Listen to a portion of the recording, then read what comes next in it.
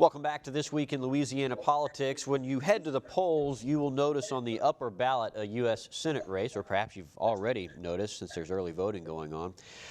We have offered every candidate in that race, and I believe there are about 14, a little more than a dozen, an opportunity to come on the show and tell us why they're running.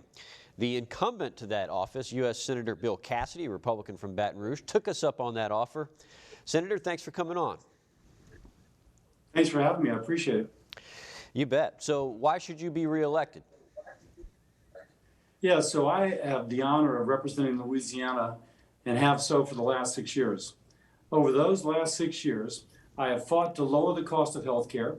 I have fought to increase the number of jobs, worked with President Trump to pass legislation which before COVID had created an economy with record low unemployment for you name the group, whether it was veterans or women, African Americans, Hispanic, the disabled, high school dropouts, record low unemployment. And now in this COVID crisis, I use my background as a physician to kind of help come up with the solutions that can hopefully resolve the public health crisis so we can reopen the economy and reopen education. Now, I've become a leading voice on these issues, frankly, as part of my background. I would like to continue that for the last 6 years because I think there's more to do, and I think I can bring greater benefits still to the state of Louisiana as well as to our nation. And you mentioned you are a physician, and a lot of the COVID-19 responses have been in agreement with President Donald Trump. So what do you make of the criticism that he has received, and to some extent you have, to his response to COVID-19? Well, there were some missteps at the outset. There was a strategic stockpile that had been allowed to dwindle under the President Obama years, and frankly, it could have been increased under the Trump years, and it wasn't. But there's been incredible progress made. The fact that we're going to go from first knowing about a virus, within a year having an effective vaccine, is unprecedented. And people from the left and the right have both said that Project Warp Speed to develop this vaccine and to develop the therapeutics is going to be the most incredible thing that comes out of here that is positive. Now, that's not by accident. That's because Congress appropriated the money, has created the laws which allow the Food and Drug Administration and other federal agencies to partner with industry and with scientists to come up with these novel vaccines, and the process by which they can get safely approved once we know, again, that they're safe and that they're effective. Now, that's all good. That moves beyond political rhetoric, where you criticize people just to criticize, and it actually looks at results, and those results have been outstanding and promise outstanding things for the United States. And let's talk a little bit about the campaign as well. We've seen some of your commercials. You've bought television airtime, and it looks like you have outraised most of or all of your opponents. I think at last check you were around $10 million. What do you think that says about the race currently? Well, when you do a good job, hopefully people put their trust in you. And I can say for the last 6 years, I've done a good job. And I think I'm getting that trust from the American people, from the people of Louisiana. And part of that is, hey, listen, I would like to support you. We get lots of these small donations. People just saying, listen, we think that you're doing the right thing. So when you do that for 6 years, it builds up. And I'm honored that folks have put that trust in me. One of your opponents, actually a Democratic opponent from Shreveport, Adrian Perkins, has mentioned you when he talks about Congress not being able to reach an agreement for another stimulus bill. What's your reaction to his criticism?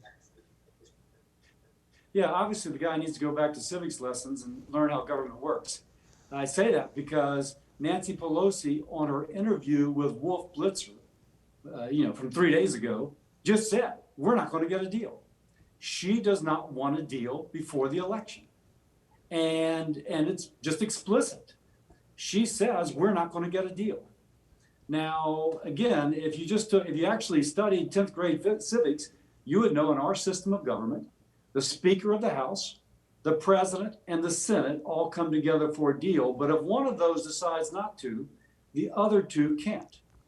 On the other hand, even within this which is being discussed, are several pieces of legislation which I have authored, working with Democrats and Republicans, senators and members of the House of Representatives to come up with something which will be included in the final deal when it finally happens.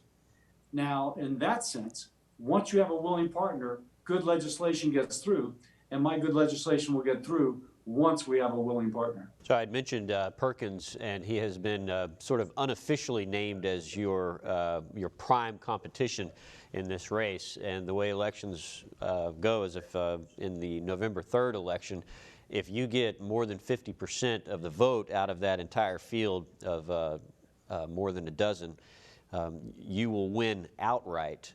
However, if you don't, you'll head into another election with the top vote earner. Do you have any predictions to November 3rd? What will happen there? You know, all I know is that good policy is good politics. And so we're just going to continue to work hard for the people of Louisiana and trust that works out well. Because I really don't know any other way to do it. So I don't go with predictions. I'm just saying that as long as I continue to work hard, I can live with myself. I will do the job that I was sent here to do, and the politics will take care of itself. And you're actually in the nation's capital right now, I believe. Are you guys working on some things right now?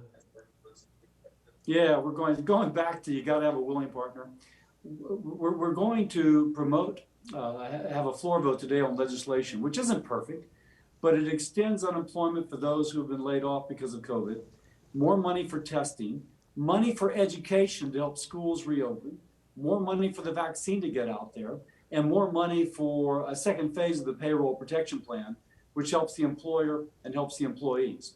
I completely expect Democrats to kill it. Why? Because they don't want to give the president a victory just before the election. They think they're going to take the presidency, take the Senate, and take the House, and they're using the pain of the American people as a point of leverage. It's unfortunate, but I'll go and vote for that and support it.